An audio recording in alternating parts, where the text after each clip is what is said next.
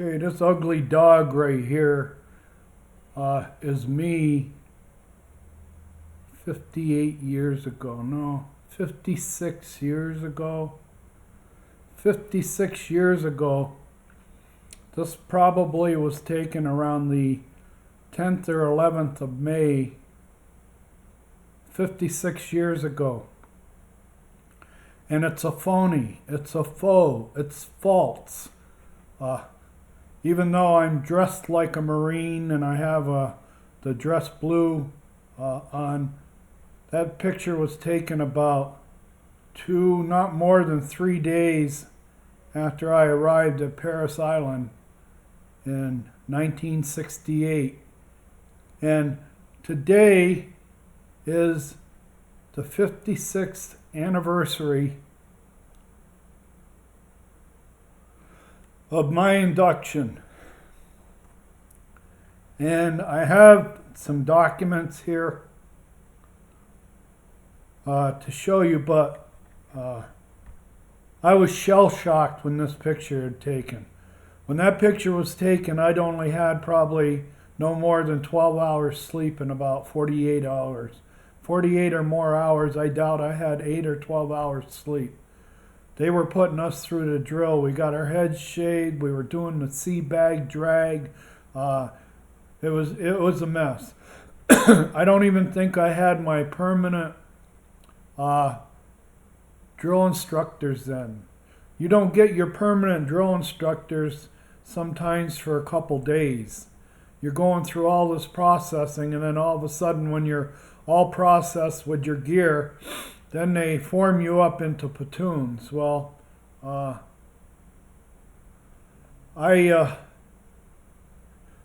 but to tell you a story, and I want to share this, I've never fallen back on any of my Marine history. I tried to put it behind me for years, because when I got out on May 7th. I went in on May 8th, and 4 years later I got out on May 7th. And we were almost out of the war. The war only lasted a couple more years, but by the time I got out in May of 72, the whole country was Vietnam fatigued. Nobody wanted to hear about it. Nobody wanted to talk about it. All the people who were younger than myself, who didn't serve or didn't have to serve, they really didn't want to hear it. They didn't want to hear anything about the war, and they didn't want to hear anything about your experience. And the last thing you would do in those times would to be really proud of wearing your uniform out or anything connected with military. And you didn't relive your experiences with younger people. Say the kid was in 8th grade when you were in senior, you've known him all your life. He didn't have to serve, you did. When you get out and you're going to college with him, you had a 4-year delay, he's going to college now. He doesn't want to hear about your experience. The war's over. Let's get it behind us as soon as possible. So I never, I always was proud, but I didn't show it off a lot. And I had a friend, I never went to Vietnam. I made it as far as Iwakuni. And I had a friend that was in Camp Carroll. He spent a year there, and he got out about 2 years before I did. And he kind of helped me through the transition of 4 years and being more or less isolated for everything going on in the country. He got out 2 years before me after spending 13 months in Camp Carroll in the DMZ, below the DMZ. So he kind of helped me get through civilian life. And he told me then, he says, you got to put all this behind you. Nobody wants to hear it. Everybody's sick of the war. I'm sick of the war. We don't want to hear it. So let it go. You're not going to be recognized for anything except maybe being a loser.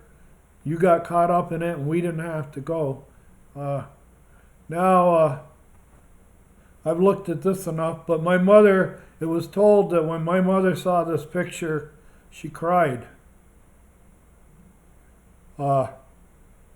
She saw the stress. I was like tripping on acid at this point when this picture was taken. And like I said, it's a phony. That hat probably has been in 30,000 pictures, 20,000 pictures, and that dress blues was just a bib. All it was a phony bib that they put over my chest and shoulders with the hat. And like I said, I'd only been in Paris Island 3 days, so I was a long way from being a Marine when this picture was taken. Now we'll move on. I'll try to keep the story going, but this is dedicated to my friends. Let's see what I have here. I have 8 May Marine Welcome. Like I said, I was inducted on the 8th of May. And here it is. This little formality after you get sworn in that we've accepted you into the Marine Corps. You've qualified to be one. The fact that I had blood, I had a temperature and a pulse was all it was needed back then to get me in the Marine Corps. But they made up this nice little thing. And the reason I have this, I don't have a trophy case of my service. Okay, I was pretty busy when I got out going to school and trying to stay ahead of being broke all the time, living on a cash basis. I don't think I ever borrowed any money until I was in my 30s. Everything was cash. But they made this little formality that I was accepted. Now, if I can find it, I'll find what started all this.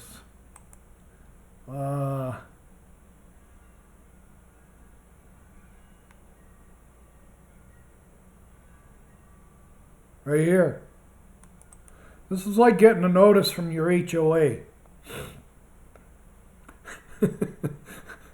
It may sound stupid, but it's no different than getting a notice from your HOA. Okay? This is my draft board back in New York, upstate New York. And this letter tells me that on May 9th, 1968, okay? Office of Local Board, Ticonderoga, on May 9th, 68 at 8 a.m. All right, this is telling me you are hereby ordered for induction into the Armed Forces of the United States to report at the office, local community building, New York, May 9th, 1968 at 8 a.m. Short and sweet. Select service. No lottery. This was a group of HOA board members. Same thing, same makeup, same demographic. I mean, their background. All pillars of the community. Hypocrites, white supremacists, whatever you want to call them. But there I was. That's my draft notice. And there's another notice out there that's a little more detail, but I had until the end of the month. I had to report there April 18th, 1968. So this letter was generated April 18th. Around the 1st of April,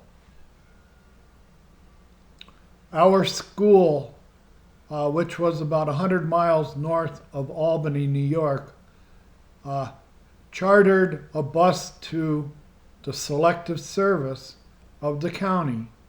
And they put about maybe 35 or 40 kids, young men on that bus. And we all got letters that we had to report to get on this bus to go to Albany, because this was going to be our physical, where they check us out and find out, are we going to be on the list to be drafted, or do we have some kind of deferment? Well, it was a 2-hour drive, 2-hour ride from this little hamlet in upstate New York down to Albany. And mostly everybody knew everybody. There's a lot of social activity in the 60s in my little town. And everybody hitchhiked. And there was always dances, there was always social activities. So most of the people on the bus knew each other. We all knew each other. And we were all born in that demographic of being the leading edge of the baby boomers. Okay? I'm going to give a little sensitivity, or I'm going to try to instill a little knowledge or understanding in the general public. First of all, about how the draft was done during Vietnam, and I want to layer the demographic of baby boomers. The baby boomers go from, I think, 1946 to like the middle of the 60s. But there's a demographic, the leading edge of the baby boomers, that were born after or before like 54. If you were born in 54, you had a good chance that you've never been drafted, you've never worried about the draft. Selective service, even though you might have to sign up, you've never gotten a letter from selective service. You've never been selected. Okay? But the leading edge of the baby boomers, 46 to about 1954, that group was the group that was drafted by selective service. And to let you know, these dates right here, May 9th, April 18th, that was just a month or two after the Tet Offensive. The Tet Offensive started at the end of January to 1st of February. And by April, they had 40 or 50 of us, 35 on a bus, going down for draft physicals. Because President Johnson, as soon as Tet Offensive was underway, made the announcement, I've ordered selective service to put 75,000 more people to increase our ranks. We didn't have the term boots on the ground then. Boots on the ground is something that's 20 years old. I'm talking 56 years ago. Johnson said, we're going to escalate. We're not going to back down. I've ordered selective service to increase the military's ranks by 75,000 men. Okay? Little side note. Imagine if Trump or Biden were to do that today. 75,000 people. Well, anyway, so by April 1st or the end of March, they had us all on a bus down to Albany. And the people that passed, some people got off, some people had notes from their doctor. We had a couple of guys on the bus that brought notes from their doctor, and the phone call had been made.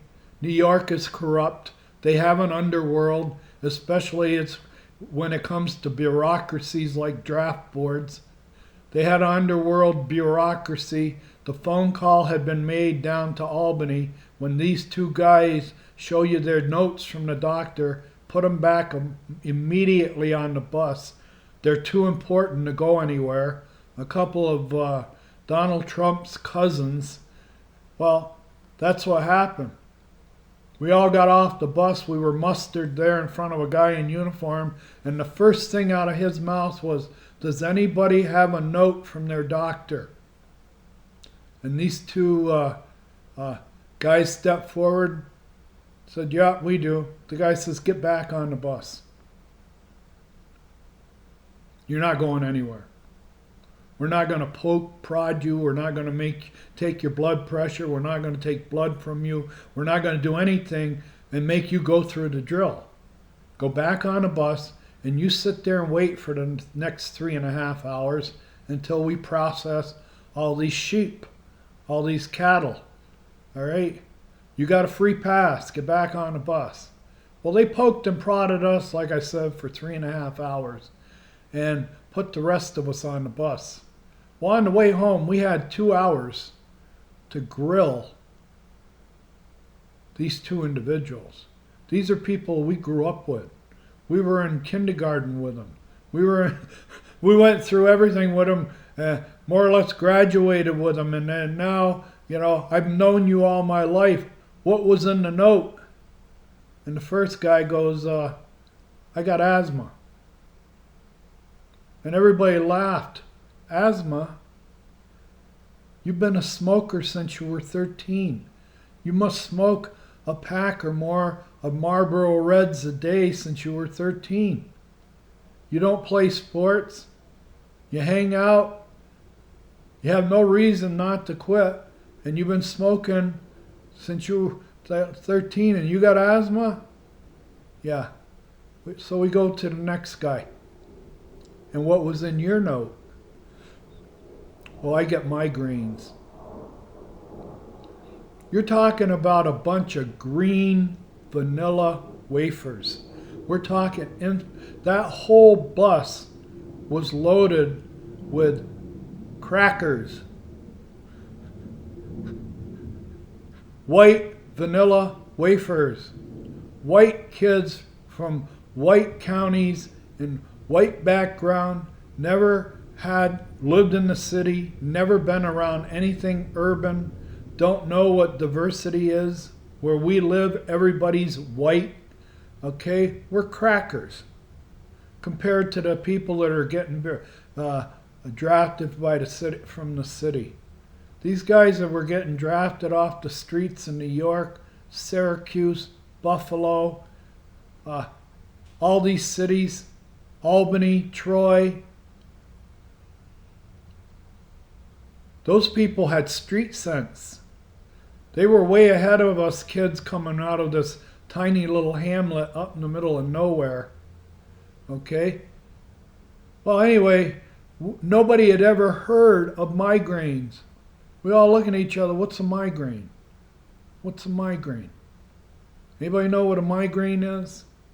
That's how stupid and naive we were. Well, anyway, about 3 weeks later or 2 weeks later, I got this notice in the mail. And there was another notice too. I think it gave me until the end of it. I said I had 30 days. I had to report by the 9th. Okay? But that was just to register that I got the letter. I understand. And I think they gave me like 30 days. Well, anyway, I was one of the first ones to get this letter. I was drafted. And I was one of the first ones on that group on the bus. And there were several rounds of draft coming up. Every week or every 2 weeks, they'd take a couple more guys who had passed the physical and were eligible to be drafted. And everybody knew that.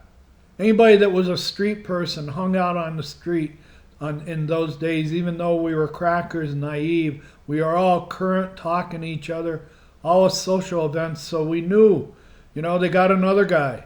Who'd they get this time? They got him, they drafted him. And then it was scuttlebutt. We were smart enough and aware enough to know that they're drafting Marines. I was hearing it for 2 or 3 months. Guys would go down like me, the people that were drafted before me, in 67. 67, they sort of were drafting people. They drafted 20,000 Marines in 1967. And I'm being drafted in 1968. And the Marine Corps, nobody's joining the Marine Corps. It's this elite fighting force. This elite fighting force, they're the top. Everybody wants to be a Marine, but when they're getting killed at 200 a week in Vietnam, nobody's joining. So now they're drafting them. Well, anyway, I got this notice. Came in the afternoon mail. My mother was upset, but she understood. She goes, hey, we're brand new here. We're first generation. You're first generation here. All right?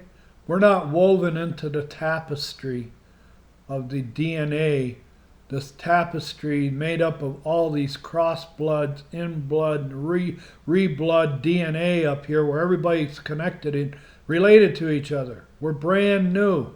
You're first generation. We don't have any ties here. We don't have any influence here. Of course you're going first. Okay? I'm not surprised, but she didn't have a patriotic bone in her body right about then. So I slept on it overnight. The whole house slept on it overnight. The next morning I get a call from the Navy recruiter who's like 40 miles away in Saranac Lake, and he gives me this pitch that I can sign up 120 day deferment in the Navy. All right, if I can just get up there, I can sign up now. He said you have until the end of May to report. That's your final report date to be sworn in Albany. He said, but all you have to do is get up here before the end of May, before that day, even if it's a day before, and join the Navy for 4 years. And he says, you won't be drafted, and there's a chance you could be drafted by the Marines and you'll be out of that. But it's 4 years. And I didn't have a car at that time. And I said, okay, I'll see what I can do. Because I don't want to be drafted, and I don't want to be drafted into the Marines. So I hung up the phone, and 2 minutes later, I get a call from a Marine recruiter. He's a local guy that grew up around Plattsburgh. He could have been Beekman Town, any of those towns, Denimora, any of that area up around Plattsburgh.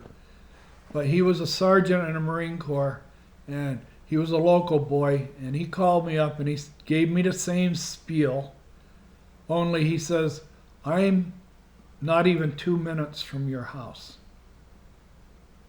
And I have 2 of your high school classmates or people you went to school with in the car. And I'm talking to them, and if you want to see what options I can offer you, I'll come and pick you up. And we'll go from there. Well, I've seen so many Marine movies. The DI with Jack Webb. I saw so many Marine movies up to that point. The Marine one with John Payne and Chosin Reservoir. All these Marine movies grew up on. Us kids grew up. We'd watch a movie at night on TV, and then we'd go play that movie over and over again when we went up in the woods. We all were playing war, choosing sides. So I agreed. I said, sure, come pick me up. He says, I'll be over there in about a minute and 2. Less than a minute or 2. And he was. And my mother instructed me, I don't want him in my house. Don't bring him here. I don't want him in here. So I get in a car and we went to, there was 2 young men, and I've known them all my life. One, I think we were in 2nd grade together. first or second grade together. We graduated together. We were in many classes together. I've known him forever, but I didn't know him because he had his own set of friends. Like, I didn't know that he was a real bang-up mechanic. I never knew that. But for the last year or so before he joined the Marines, year and a half, he was one of the best mechanics they had in this Mopar garage. They sold Mopars. Okay? I didn't know that because we ran in different circles. I was a jockstrap. I was chasing girls and playing sports. That was my whole high school career. Hitchhiking. And another thing I want to talk about baby boomers, we all hitchhiked. Nobody had cars. And if you had a car, you had all the friends in the world. You always had a friend or two when you had a car that would back you up. Okay? Most of the time you were hitchhiking. And that's a whole human factors class right there. Just human factors in hitchhiking. How do you act as a hitchhiker? How do you act with people when they don't want to talk? If they do want to talk, if they want you to be quiet and shut up, you learn to read people. Because if you're a good hitchhiker, if somebody wants to talk, if you can engage them, he might drive an extra mile or two to get you to the next stop. So you wouldn't be out in the middle of nowhere hitchhiking. You'd get to an intersection. He knew it. He hitchhiked when he was a kid, and he'd take you to the next stop where there was an intersection, where there'd be more action. He wouldn't leave you out on a spur somewhere. Well, anyway, I knew that both of these guys, both of these young men, known them all my life. So the first young man, we went to his house, and I swear his mother, when she was young, probably looked like Rita Hayworth. She was tall, she had long hair, she was beautiful. She had a big family, but as a kid, I've always appreciated older women, and I sit there drafted. There was no debate with me. There was no discussion. There was no trying to win me over or trying to have me make a life decision like these two guys. They hadn't been drafted yet. But when he called them up, I'm sure he called them up and says, this guy's been drafted. If you want to talk to me, you may be drafted next week. And he's limited. And I was. Because I had my notice, I had to go. No 120-day deferment. No 120-day deferment for me. I had to go. So, unless I joined for 4 years. If I went in the Navy and joined, they would have gave it to me probably. And probably it might not have, because like I said, I had a report date by the end of May.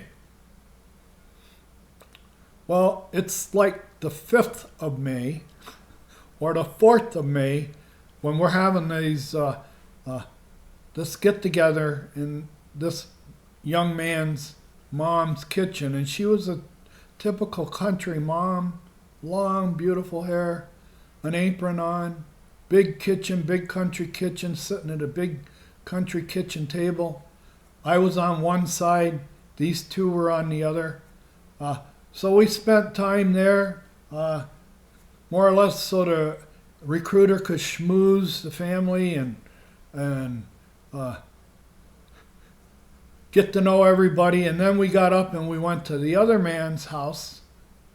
And same thing, beautiful mom in an apron, serving us coffee and breakfast or whatever we needed.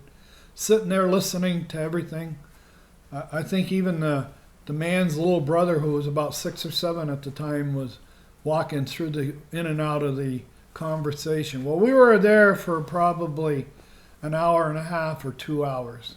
And we had spent probably the equal amount to the first house. And when we got to the second house, it was time get down to the get down.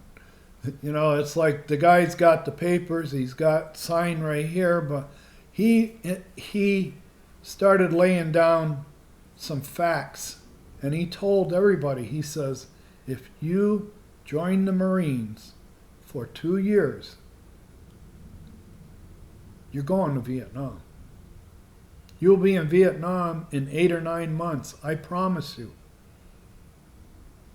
I promise you.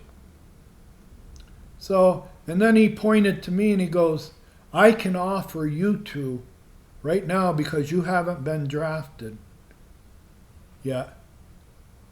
I can offer you a 120-day deferment where you don't have to report for 120 days.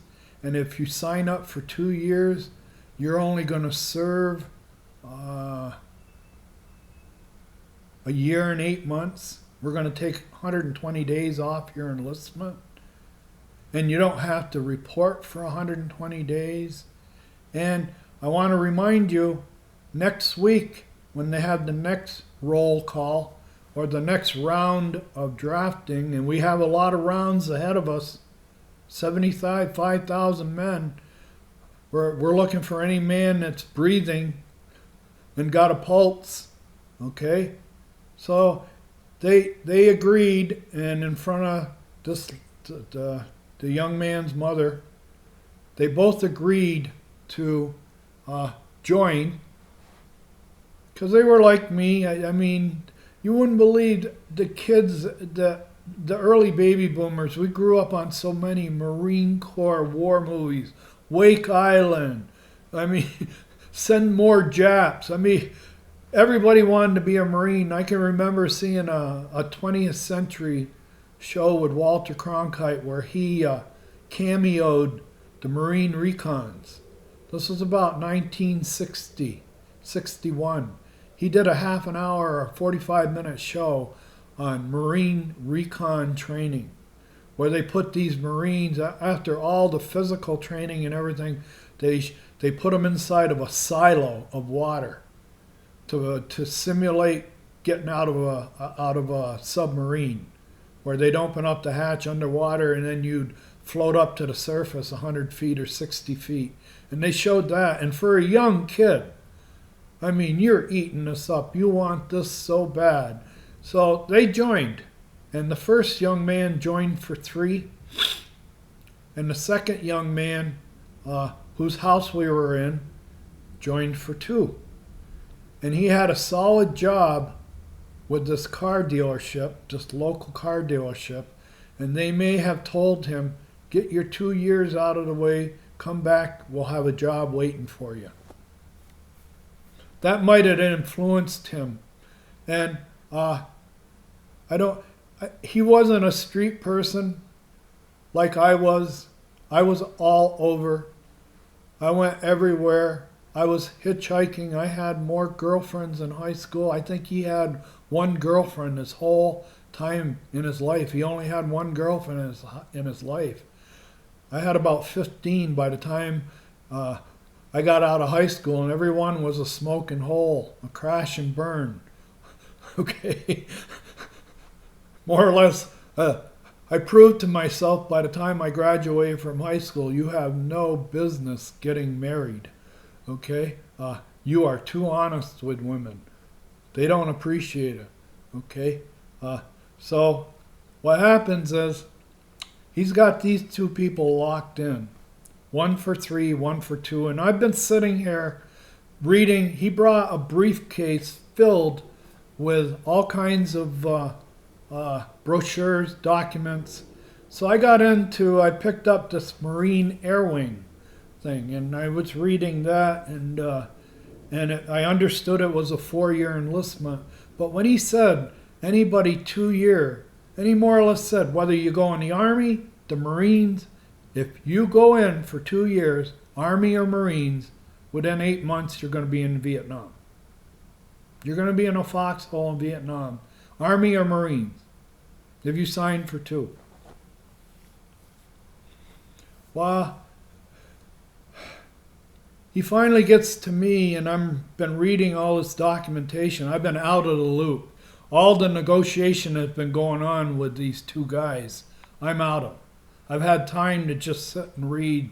And I keep reading about the air wing, and I finally, when he got to me, and he goes, well, what do you think? It's your turn. You want me to give you a ride home, or you want to join?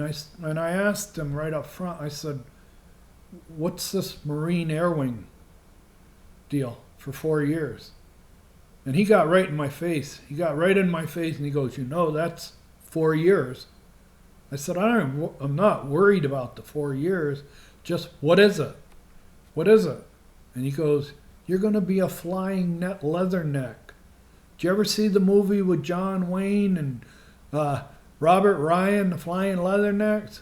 You're going to be in the world's smallest Air Force, the Marine Corps Air Wing. And you're not going to go right to Vietnam. What they're going to do is when they get you, once you're in, they're going to test you,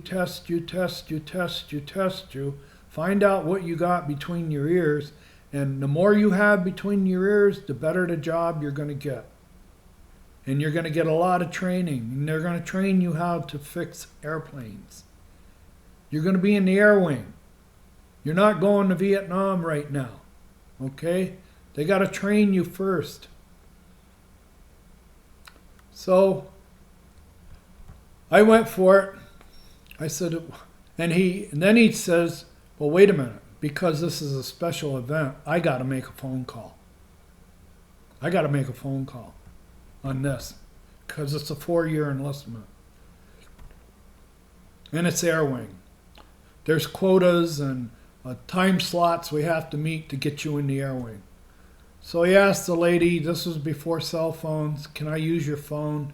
He was on the phone for about 20 minutes talking to this one, his master or whoever, and he told me he's got a guy here that wants to go in the air wing for 4 years. Have we got any openings? How soon can we get him in? And the guy more or less restricted me my time window where I could go in to the next 3 days. And finally the guy looked at me with the phone in his hand. He goes, what are you doing in 3 days? I said, why? He says, you gotta be sworn in on the 8th of May if you want the air wing. We can get you started in the air wing on the 8th of May in 3 days.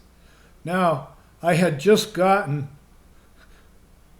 the draft notice the night before, and now he's telling me instead of the 30 days that you're supposed to have where you can say goodbye to friends and get your business and all that in order and everything like that, that was gone.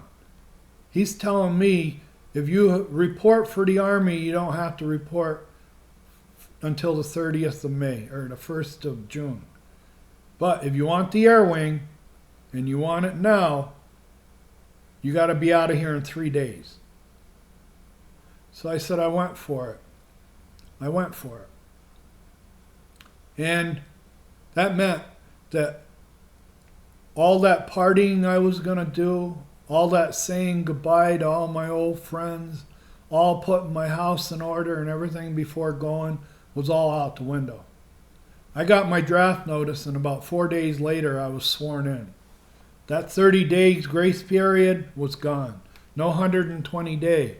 Well, the two fellas, and if I would have known then what I know now, and if I would have known the young man was a super mechanic,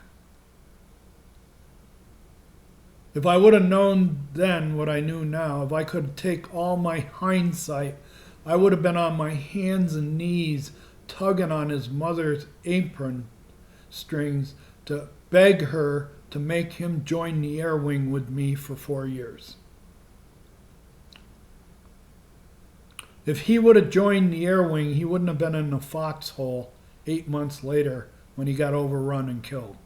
If he would have joined the air wing for 4 like me, they probably would have made a super airplane mechanic out of him. When they found out that he had mechanic credentials and he knew a lot of stuff, he'd been working on cars, he was a mainstream mechanic, they would have taken his knowledge of what he had between his ears. He would have got out of the Marine Corps 4 years later a master airplane mechanic or some highly skilled engineering job working around airplanes. I didn't know then. And back then we were kind of stoic and manly like, and we didn't get in other people's business. It wasn't my business. If he wanted to join for 2 years, let him. I would have never done it. I might have felt at the time you're being crazy doing this, but it wasn't my business. But if I could have that day back, I'd be on my knees begging his mother, make him join for 4 years. Like me. Okay? Now, that's my my little spiel on how I got signed up. Now, this is a great story too. I had previously, a year before, about 2 years earlier, I'd taken a test at the AFI station because I was thinking about joining the Navy. I sort of quit after my first semester of college. I had like 3 term papers due, and I wasn't a term paper person. Okay? I'd never been trained academically how to do the research, and I was taking a course that was just way over my head. 3 term papers.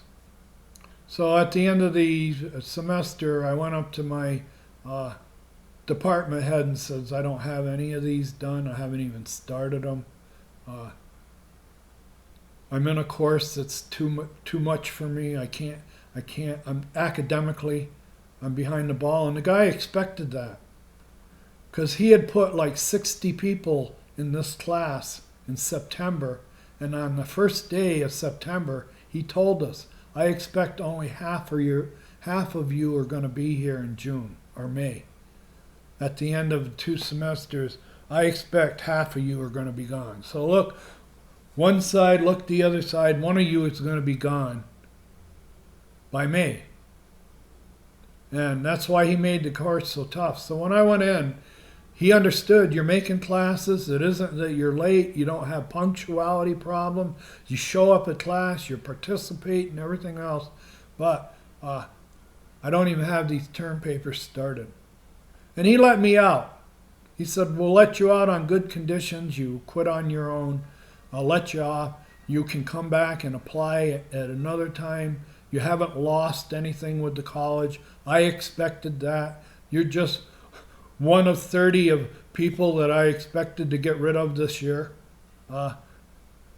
So I went to the Navy. I immediately went to the Navy and I took their test because I thought I'm stuck. Maybe I should go in the Navy. So I took their first initial test when you get to the AFI station, and I scored pretty high on it. I think I scored a 93 or a 94 on that first test, and that first test is general knowledge, more or less comprehension, tools, intelligence test, and I passed, got a pretty high mark on it. So now, a year and a half later, that test result is still there, and my mother puts me on the bus on the 7th, and on the 8th, I end up in Albany. Or I got there a day and a half early. I went down, I had a buddy that was going to school in Siena. So I hooked up with him. He had a couple of friends with a car, and they got me to the AFI station. We partied that night with his 2 buddies, his roommates, and they had a car, and they got me to the AFI station the next morning to swear in on the 8th. So I swore in on the 8th. You saw that document welcoming me to the Marine Corps, okay? So what happens then is, because I had scored high and I was 19, I was probably older than most people, but there was a group of about 35 young men that were going to travel to Paris Island from Albany on Mohawk Airlines, and he picked me. For some reason, because I had some college and I'd scored high on that test, and I was probably one of the oldest people. I was 19 and a half. So he gave me all the tickets for all the men, and I was in charge of the tickets, and he made me in charge of this group of guys that were all along the Mohawk Valley, Albany, upstate New York, and half of them were probably drafted. So they're not in a good mood and they don't want to listen to somebody. And he got us to the airport at about 12 noon, 1 in the afternoon, and the flight didn't leave until like after dark that evening. It was one of the last flights out of Albany. And I don't know where we were supposed to fly. We were supposed to fly and then be in Charleston by the next morning. We were supposed to be in Charleston late that night or the next morning, South Carolina. And being young and stupid, I had all the tickets in one little folder, like they give you to put your ticket in. They used to have that paper ticket, that big, long, written out paper ticket, and they'd have it in a little folder. Well, he gave me all those. He said, you've got all the tickets for all these men. And more or less, you're kind of responsible. Just make sure they all get on the plane, and here's the tickets to get you all on the plane to Charleston, South Carolina. And I had about 3 or 4 hours where it was driving me nuts because these guys were walking around. They weren't staying in one place. You didn't know where they were, you know. The guy charged me. He said, keep them all in one place. Make sure they all get on the plane together. So, and I had one guy that saw my predicament, and because I had the tickets and they put me in charge, he come up to me and he started calling me Chief. Hey, Chief, what's going on? Hey, Chief. And he was right there for me. He was a low-keyed, modest guy, just understood the predicament I was in, and that none of these guys wanted to listen to me. And so him and I became more or less acquaintance more than the rest. But anyway, around dark, this is May 8th, or May 7th, May 8th, upstate New York. It gets dark kind of early. All right, it's still getting dark early, and the plane pulls up. Now these aren't jetways going out to the plane like today. These are trucks that drive the stairs up to the plane, and you walk through a storm fence gate out by the terminal, and you walk out to the plane. You walk up these steps, you get on the plane. Well, anyway, I had this pamphlet, this pouch with about 35 tickets in it, and it was dark. And have you ever been to Albany? All the boundaries are just woods. They're just woods. It's green. It's up in the middle of nowhere. So I'm doing one of these. Every guy that walks by me toward the plane, I'm counting them like this with that pouch filled with tickets. Well, another airplane real close to us did a turn, high-powered turn with its props turning, and while I was doing this, I saw all 35 tickets get ripped out of that pouch and fly like confetti into the dark, into the woods, lost forever, right? Whoops. Where'd all the tickets go? Well, that stopped everything, okay? The airline came out, the customer service agents came out and said, you guys aren't going anywhere because you don't have tickets. All right, your tickets are lost. So bring us all back into the terminal and figure out what are we going to do with these 35 Marine recruits that lost their tickets. And I'm on the hot seat. So about 2 hours after a lot of phone calls and 2 hours later, they put us on another flight and they fly us to Kennedy. And they have to put us in a hotel overnight. All the plans are shot. That one hop and then into Charleston, that didn't happen. Because the tickets were all lost, they had to put us up at JFK in a hotel. So me and my buddy, who's calling me Chief,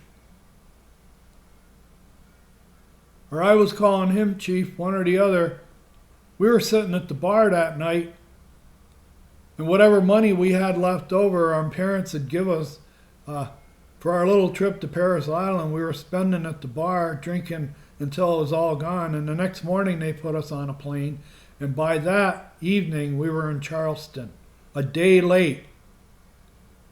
And we had a 90-mile ride to Paris Island from Charleston. And I sweated the whole way because everybody on the bus was saying to me, wait until they get you in Paris Island. You cost them a lot of money. They had to put us up in a hotel. Wait, they'll be waiting for you. I used to smoke then. I probably smoked about a half a pack of cigarettes in 90 miles, worrying about what was going to happen when I got to Paris Island because I cost the government, Uncle Sam, hotel rooms, an extra flight because I lost the tickets. And I got to Paris Island, I never heard a thing about it. Nobody ever said nothing. I never even heard a faint whispering of that incident. I was worried for nothing.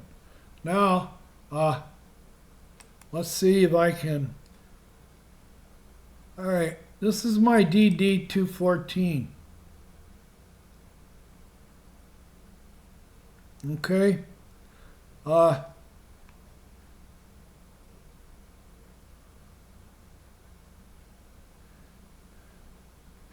And it's an honorable discharge, and I want to show you here. This AG Radar Tech, 6238. If you were to go to any Air Force, Marine, Navy base right now, flying the F-35, and the people working on the avionics system, I was equal to them.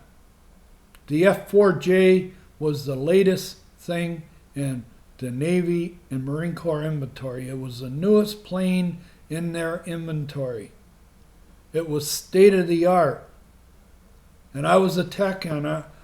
I went to school for it. And equal, see what it says? Equal electrical engineer, civilian equivalent electrical engineer. They were going to give me $15,000 to re-up for 6 years.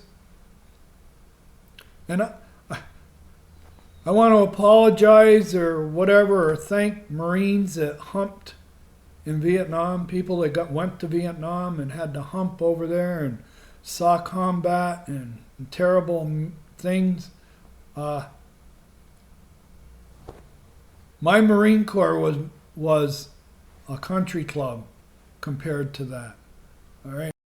All I got for a medal, I don't have any medals. All I have is the National Defense Service Medal, Good Conduct Medal. That's the only ribbon I can put on my uniform. I qualified marksman with the M14. I never qualified better than marksman. But there's a meritorious mast here, and we'll get to that. But high school, 4 years. But here, all the school, avionics fundamental, 16 weeks, 1960. That was 16 weeks of 5 days a week, 8 hours a day going to avionics fundamentals. Okay, in Memphis, Millington. Here, avionics fire control tech. Avionics fire control tech. All right, that's to learn to be a radar tech. You're not going to be doing ComNav. You're not going to be doing electrical. There's 3 shops in avionics. You know, And you have electric shop, you have ComNav, and you have weapons system, missile weapons system. So that's 11-week course. So there's 27 weeks I spent in school, 8 hours a day, 5 days a week in Memphis. Then I get to El Toro, and I get school on the specific radar that I'm going to be working on. El Toro, missile control system, 6 weeks. There's another 33 weeks of school. F4J integrated weapons system, 1970. And then I took the school, that was another school I went to in El Toro, F4J. So up to that point, I was in the Marine Corps maybe a little over a year, not quite a year, year and a half, and I'd had already 33 or 34 weeks of school. Okay, almost over half a year of school.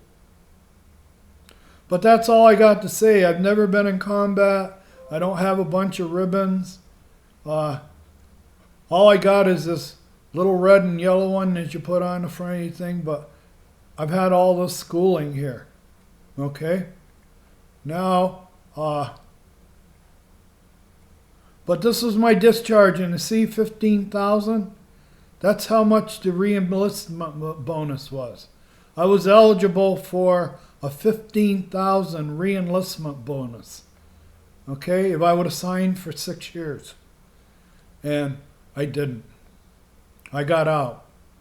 I was in Beaufort, South Carolina when I got out of this. I was in VMFA 251.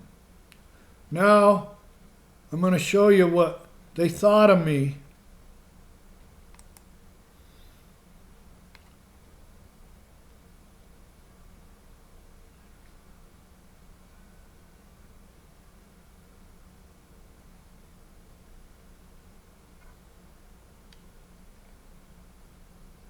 There it is. There it is. I hope I can read this. It's going to be difficult. But this is a meritorious mast. I might have a better picture of it.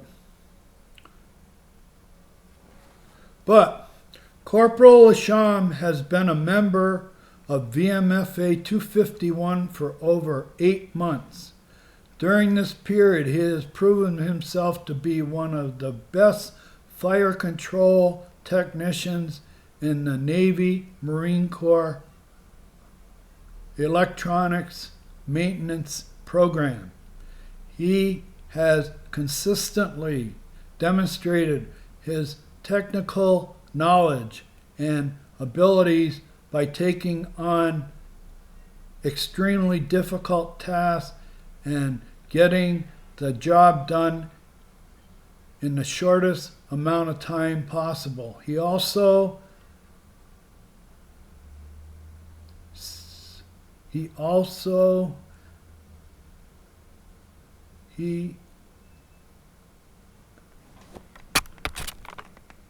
shows zealous job. Okay, he shows zealous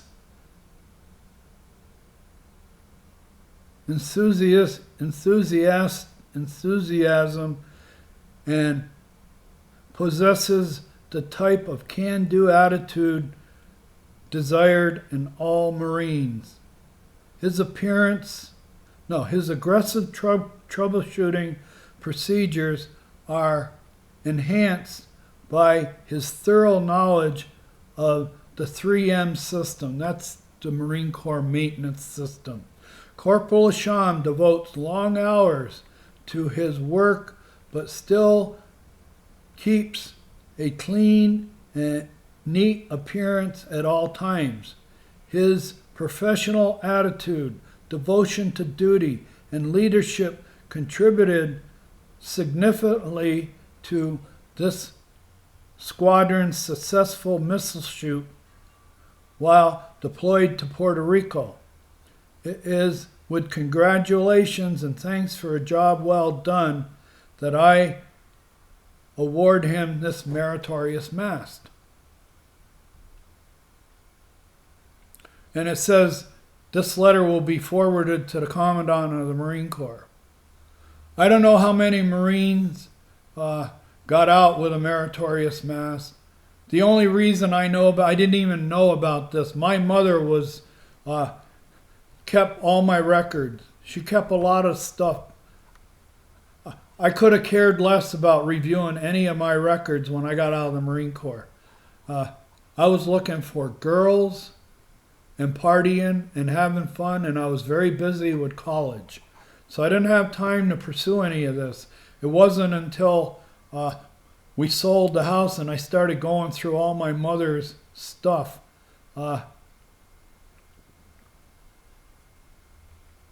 Here's another award, November 1970. Oh, that's when I made corporal. Okay, that's when I made corporal. Right here, I was in Iwakuni. That was Colonel Keast, one of the coolest colonels you ever met. And because I was fire control technician, I debriefed the pilots and the RIOs for the F4. So I knew all the pilots. I knew them. They knew me.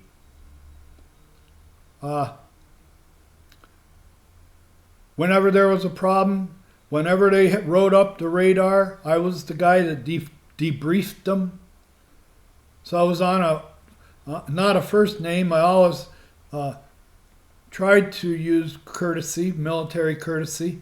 But the Marine pilots, it's like Baa Black Sheep. If you watch that show with Robert Conrad, where they're flying the F-4 Corsairs during World War II, that's the Marine Corps.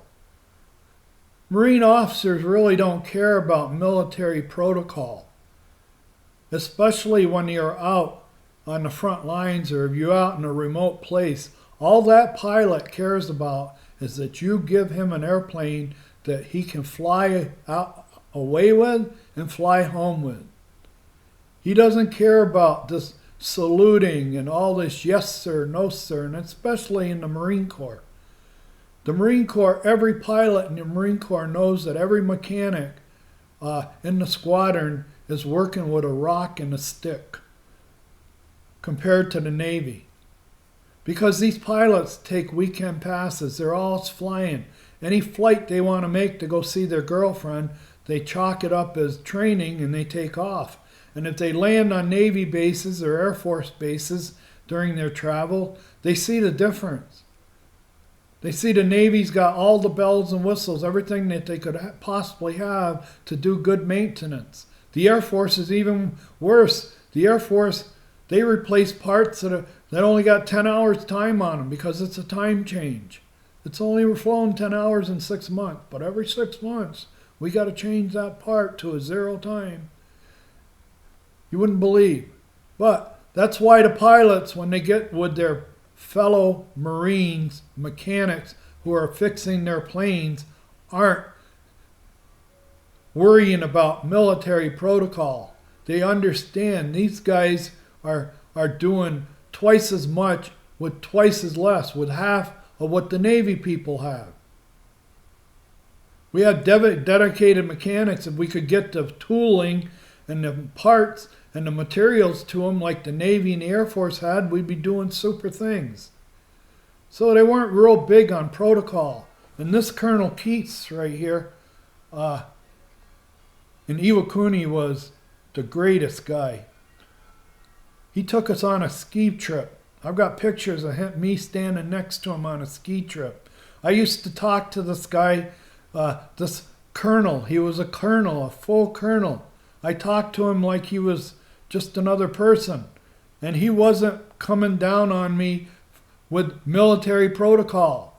It was like I have a problem with my airplane. Let's talk about the problem with the airplane instead of your uniform or your haircut. Let's get the airplane fixed. This is another diploma. What was it?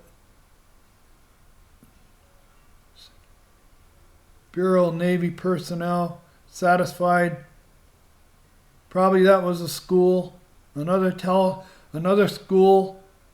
Marine Corps again. This was probably when I made Lance Corporal. That was like, where the hell was that? Millington, Tennessee. So I made Lance Corporal in Millington going to school.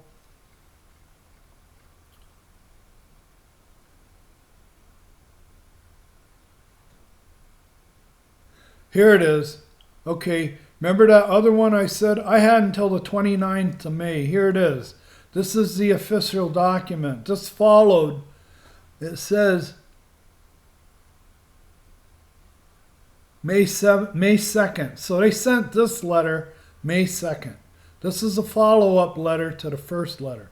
The first letter says you're going to be drafted, but this is the letter with the particulars. And this letter was sent on May 2nd.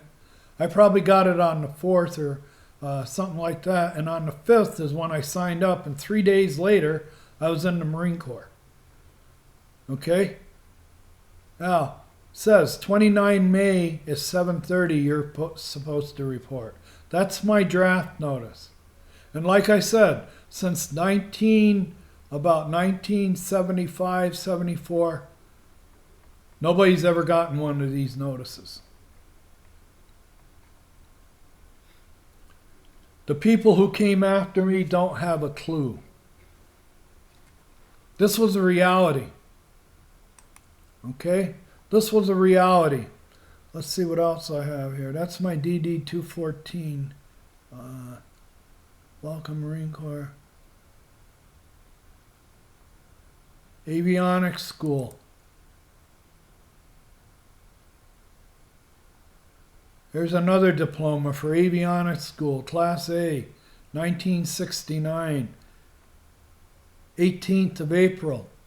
Okay? That's about the time. Here I was just graduating from a school in Memphis in 1969. And right about this time is when the man that I told you about that signed for 2 years, that's about this time. He had been in Vietnam 6 weeks and he got overrun. His position got overrun. And he didn't make it. And like I said, if I could have that 1 day back, I would have begged him. I would have begged him. Please. Have I got anything else here?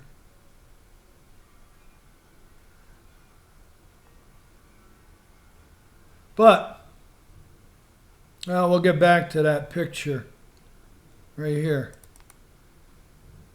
It's kind of dirty, old. That picture is, like I said, that picture is 56 years old. And I might as well, like I said, been doing acid for 3 days when they took that picture. I didn't know if I was foot or horseback. And like I said, when my mother saw the picture and she saw the fatigue in my eyes and she looked at the face, she cried because of what they had done to me. She said, this ain't right, okay? And knowing that I got drafted in this small town because I was first generation. I was first generation. You don't have any ties here. Your father doesn't buy cars from the guy that's on the draft board. Okay? He never will. It's small town. They keep track of you. Okay? And I want to give you an example of a small town post office. And I'm going to relate it as to what goes on out here in Buckeye. 20 years ago, Buckeye was this little hamlet out in the middle of nowhere. But I'll tell you this story about when my father died, my mother went up to the postmaster in our town. You got to understand, this postmaster has this little building. He's got maybe 150 mailboxes that he throws pigeonhole into. He never goes anywhere. This is it. This is his little world in this little town. Well, when my dad died, my mother was waiting for a Social Security check. And she's very conscious, mindful, astute, responsible. So when my father's next Social Security check didn't come in, and the guy running the post office, he was born into that job. The day he was born, they said he's going to be a bureaucrat here somewhere. Okay, right? He's part of the tapestry. We're going to find a place for him. Well, anyway, and he's younger than I am. But here's my mother, who's probably 40 years older than this gentleman. Maybe 35, 40 years older than this young Turk running the post office. And this is his little world, that in that little town. Well, she went in and she goes, I haven't received my husband's Social Security check. And this guy, with all the aplomb, confidence, I got the law behind me. He goes, I sent it back. He's dead. As soon as I heard he was dead, I pulled your check and I sent it back. That's what I have to do as a postmaster. Do you think that happens in major cities, in big towns? We're in this little tiny town. As soon as he sees that my father's dead, it's all over towns. Seward LaShawn died. Really? Good. His wife is never going to see that Social Security check. That's small town post office. And I can tell you a story here in Buckeye. I've been putting up with the same shit here. Okay? I'll stop now. There's a lot more to this Marine story. I had a great time, or I learned a lot. But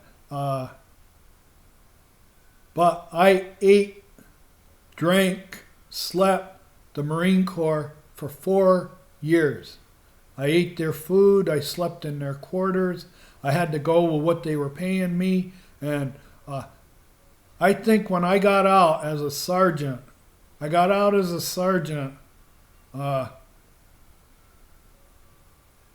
May of 72, and I don't think that whole year I made more than like $75 or $80 every 2 weeks. $75 or $80 every 2 weeks. All right? And I stayed there for 4 years. This was after being drafted. Okay? And I had nothing. It wasn't patriotism. And when I got out, and let me tell you about Marines back then in 72. We were sick of the war too. And we weren't running around saying Semper Fi to each other. We were saying gaff. Gaff. You'd have to be there to understand. But that was our mantra. Gaff. What are we doing here? Why are we here? All right? And I was in Iwakuni when I heard about Kent State. And thank God for the college students that were protesting. If those college students hadn't have protested back in 68, 69, and 70, we'd still be fighting in Vietnam. Anybody that had stock in any company doing business with the Pentagon was doubling their portfolio year after year during Vietnam. Monsanto, GE, United Technologies, Bell Helicopter, anything that had a contract with the Pentagon were doing booming. They didn't want to see the war stop. Don't stop this war. Keep fighting it. Jesus, I'm making money hand over fist. And I got enough political influence that I know my son will never be drafted. And when they went to the lottery draft, we were out of Vietnam in about a year or two. As soon as they went to the lottery, where the draft was taken out of the hands of the old cronies, the HOA board of directors that ran the towns, and that, you think I'm being facetious or satirical or whatever, it's exactly that. You got an HOA board of directors running the town. And they go, he's not one of us. Get him out of here. Send his ass down the road. I haven't felt like that until I got to Buckeye. I've kept all this inside of me for years and years. I just stumbled on this paperwork just a few years ago when we moved out of my mother's house and she died, and I ended up with all the records, and I started taking the time to go through them. I was retired. That's where I found that meritorious mask and all these diplomas and stuff. I didn't have a clue I had that stuff. When they gave me that paper package and I got out of the Marine Corps, I handed it all to my mother. I said, find a place to store this. And she did. And I haven't seen it for years. But, like I said, not only is today the anniversary of me going into the Marine Corps, but it's also the anniversary of Victory Day in Europe, VE Day, May 8th. But I wanted to share this, and mostly I want to share it with these people that think that I'm a moron, that I'm out of line. What I am is I'm damaged goods. I was sold into slavery 56 years ago. And when I got out, I wasn't waving the flag. And I wasn't all patriotism waving the flag. Nobody was. We were just glad to get out. And all the kids in high school that were younger than us, and that there was no more draft anymore, they didn't want to hear anything about the war. So I kept it, and I just got busy. And like I said, I see some of these shows where they interview veterans for an hour, hour and a half, and these veterans have got a shrine. They got married, they went home and married their little house on the prairie wife, and they've got one room of their house that's got every memorabilia of their military service, where they served, all the ribbons, the hats, the rifles, the bayonets, all the stuff, the armor they were wearing. I don't have that. I was a little busy. My town collapsed economically at the end of Vietnam. It was a mining town. When I got out, my father told me, don't ever plan on coming back here. You can't compete here. It's all these old cronies that work for the mines. They're going to take all the jobs first. You don't have a chance. All right? Go back to school, get your education, and look over the hill. I promise you, they're never coming back. This big government organization that ran the mines here for 40 years, 30 years during World War II, before World War II, Korea and Vietnam, it's done. They're never coming back. He told me that in 1972. And here it is 51 years, 52 years later, and he was absolutely right. You go up to my little town up in the state of New York, right now you'd never know there was a mining operation there. The land has all reclaimed itself. They pulled up all the tracks. They tore down all the buildings so they wouldn't have to pay taxes on them. All right? I'm damaged goods.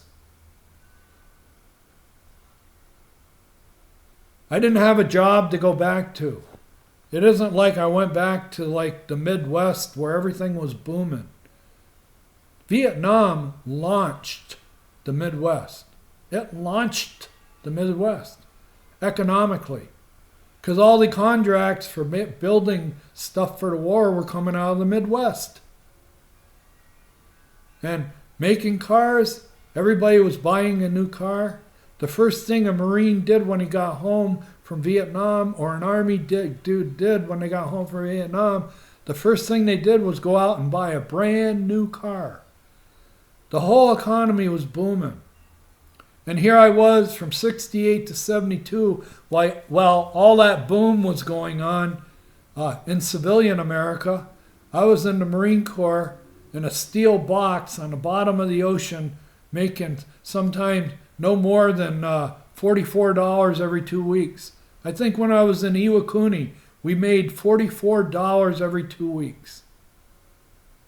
Now, I'm being sued here by my county, by my HOA, by some young lawyers, and everybody is sitting here in the town not supporting me. My friends aren't supporting me. Nobody is supporting me. I just wanted to make this video to show you that, you know, I'm not a flag-waving patriot. I did fly my flag. The first time I ever flew my flag was the first couple of years I bought in here. I figured America's right. It is fair. America is good. I just bought 3 houses with cash and good credit. America's good. I'm proud to fly my flag. And then I found out that these Midwest morons that run Buckeye stole my access easement, got my golf cart easement onto the golf course, and they screwed up my house, lowered the foundation of my house, and made me the drain. I don't fly my flag in Buckeye. I never will. Buckeye isn't a part of America. It's outside the 12-mile limit. They don't answer to anybody, especially the civil engineers or the police. I was thrown in jail here for missing a court date that I never knew about. And when I got out of jail and I admitted to this young judge, 20 years younger than me, that I didn't know about a summons for a court appearance, he held up my summons and said, "Of course you didn't." Thank you for your service. I just wanted to make this video because nobody knows who I am. All they know is he's a gadfly, carpetbagger, no good California investor, whistleblower. He won't drink the Kool-Aid. He won't goose step. All right? He thinks that these people from the Midwest should have to share that easement that we all own. Heaven forbid. He's damaged goods. He's bad for the neighborhood. His bloodline, the purity of the bloodline here, all the people that built this years ago, this social engineering, all the social engineering that was done 20 years ago through graft, fraternity, nepotism, good old boys club, all that is being threatened by Mr. Lasham.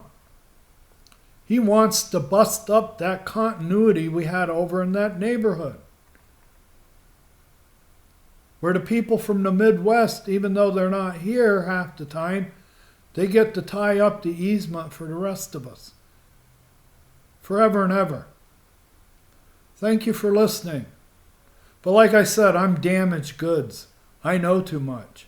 That engineering credentials on my DD 214, and when I go in and I ask them what happened to the easement, and they start dancing around semantics and giving me the runaround, I don't suffer fools. Talk like an adult. Tell me why I can't drive my golf cart there. Give me a good reason. They don't have a good reason other than for continuity. We don't want to disturb our neighbors. We built it that way on purpose 20 years ago. We were social engineering the place. We segregated that away from everybody else. We co-opted it.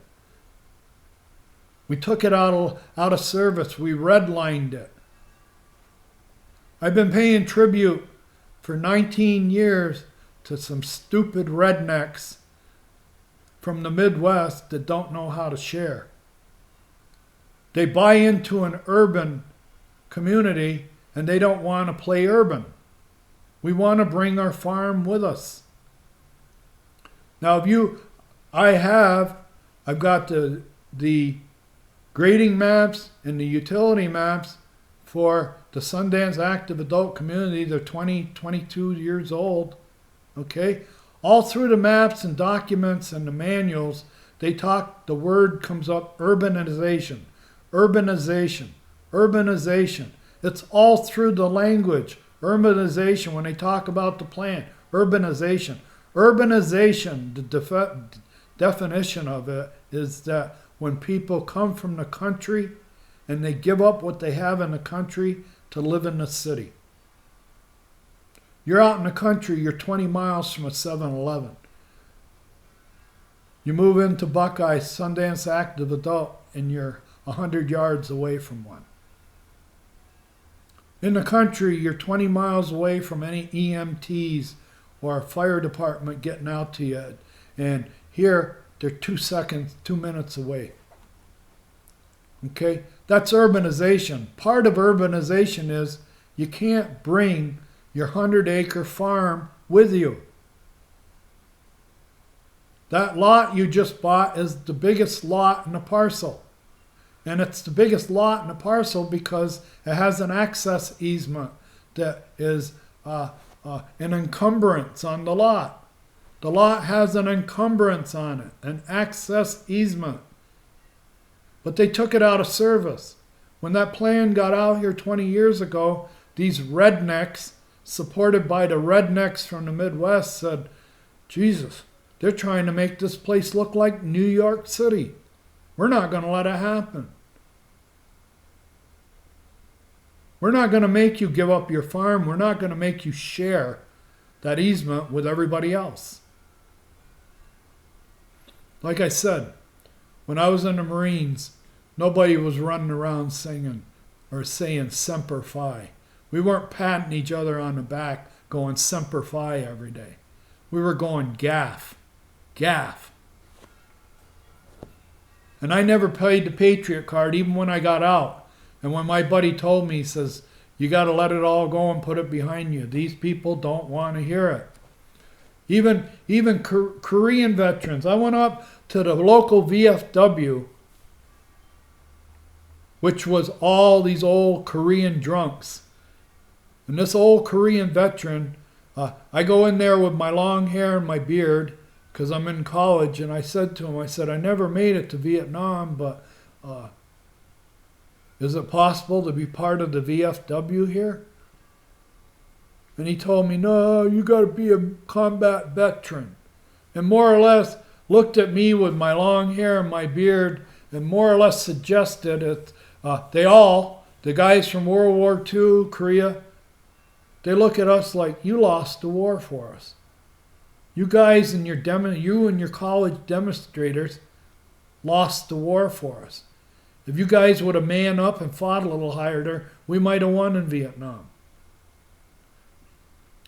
Now the people behind me are telling me, the kids younger than me are telling me that, we don't want to hear about your experience. And then the Korean veterans who are like 10, 15 years older than me are telling me that you lost the war. You guys with your long hair, you hippies, all right? You college-educated liberals, you're all a bunch of communists. This is what they're saying right now. I'm not a communist, okay? I'm not ruled by communism, but I am ruled by good sense and my experience of living in New York, living in San Francisco, living in Seattle, living in Reno, living in Boston. When you come to the city, get ready to share. Share elevators, share escalators, share restaurants, share sidewalks, share easements. This is applying dinosaur technology to a modern urban plan. That plan had all the bells and whistles when it got here, and it got mutilated by rednecks. I ought to know I was a redneck. I know rednecks. I grew up in a town of rednecks. I was a redneck. Thank God I got out. In a way, the Marine being drafted saved me, because I might still be up there being the biggest redneck in the world, being a Trump head. I've seen the other side of the mountain. I understand urban life. I understand urban plans. I understand urban sharing. I understand diversity. Thank you for listening.